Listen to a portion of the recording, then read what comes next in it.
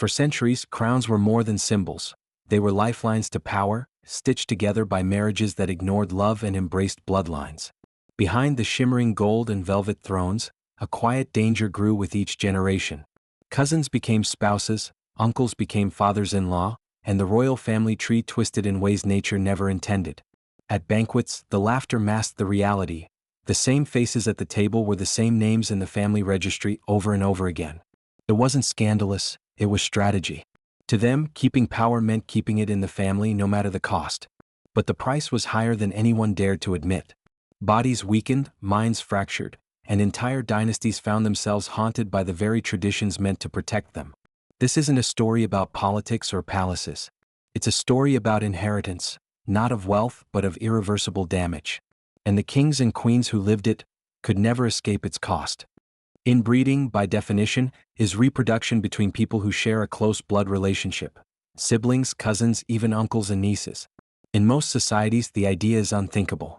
But for Europe's most powerful dynasties, it was a calculated choice.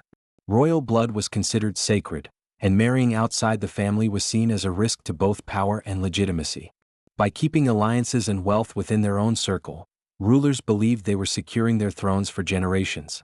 What they could not see was the hidden cost. Inbreeding increases the chance that a child will inherit two copies of a harmful gene, triggering physical deformities, mental impairments, and chronic illness. The closer the relation between parents, the higher the risk. Over centuries, these effects compounded, creating heirs who were physically fragile, mentally unstable, and often unfit to rule. What began as a political safeguard slowly became a hereditary curse written into royal blood. In the late 17th century, a young king named Alaric IV inherited the throne of a small but fiercely proud kingdom. His coronation was celebrated with gold banners and church bells, yet whispers already followed him into the Great Hall. Alaric was the product of an uncle-niece marriage, the latest in a long chain of such unions. At first glance, he looked every bit the monarch, tall, adorned in silk and ermine. But closer inspection revealed the truth. His jaw jutted forward unnaturally, making speech thick and unclear. His tongue was so large that swallowing became an effort. Walking without assistance was impossible until the age of 9. His education stalled. Simple lessons took months to master, and public ceremonies became exercises in endurance. Rumors spread of strange fits and lingering fevers. Some courtiers blamed sorcery, others quietly acknowledged what the royal bloodline had done. Despite these burdens, Alaric tried to fulfill his duties. He sat in council, signed decrees, and blessed the poor from his balcony. Yet the weight of rule fell to advisors who acted in his name. When Alaric died at just 28, the royal physicians recorded a litany of failings: a malformed skull, decayed organs, and a frail heart no larger than a walnut. His passing ended his family's direct line, forcing the crown into the hands of distant relatives. History remembers him not for conquests or reforms, but as the last, fragile link in a dynasty slowly undone by its own design.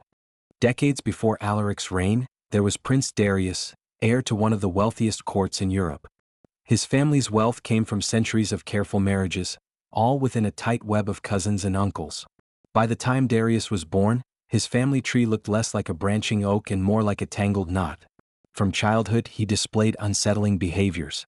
Servants spoke of his sudden rages, his habit of destroying delicate glassware for no reason, and a disturbing fascination with harming small animals. Physically, he was frail, his left leg shorter than his right, his spine slightly twisted. His tutors struggled to control him, for Darius often refused lessons and instead wandered the palace muttering to himself. At 17, an accident changed everything. He fell from a horse, striking his head on the marble courtyard. The injury left him with blinding headaches and violent mood swings. In desperation, royal physicians attempted trepanation, drilling a hole into his skull to relieve pressure. The crude procedure only deepened his instability. Darius soon became dangerous even to his own kin.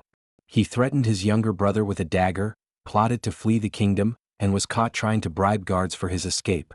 His father, fearing rebellion, ordered him confined to a suite of locked rooms.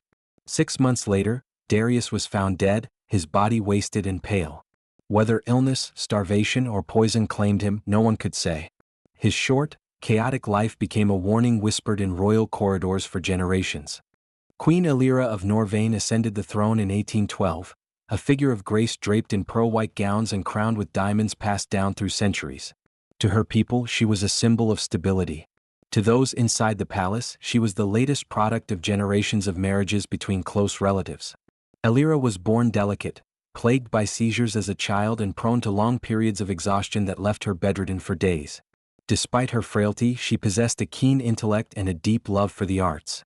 She wrote poetry in 3 languages and corresponded with scholars across Europe. But her health shadowed every achievement. Banquets were cut short when her hands trembled too much to lift a goblet.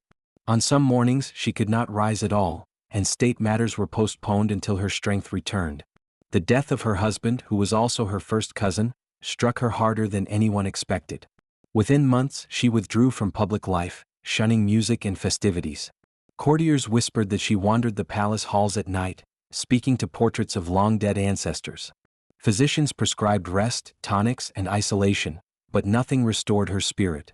Elira lived another 12 years, her reign largely ceremonial, her decisions handled by ministers. When she died at 47, the official record cited natural causes, but those close to her knew the truth. The queen had inherited not just her crown, but centuries of fragile blood that even her willpower could not overcome. The lives of Alaric, Darius, and Elira were meant to be gilded, safeguarded by palaces, guarded by armies, and secured through alliances. Yet behind the marble walls and jeweled crowns, their fates were written not by politics, but by the quiet erosion of their own bloodlines. Each was born into privilege, yet each carried a burden they never chose, the compounded weight of generations who valued lineage over life itself. Their struggles were different. One crippled from birth, another consumed by violent instability, the last fading quietly into sorrow. But the root was the same, a tradition that sought to protect thrones while slowly destroying those destined to sit upon them. History records their titles, their ceremonies, their public appearances. What it often forgets are the private moments, the trembling hands, the locked doors, the nights spent in silent pain. They did not inherit kingdoms alone. They inherited the cost of keeping them. And in the end, their crowns could not shield them from a legacy more powerful than any ruler, their own blood.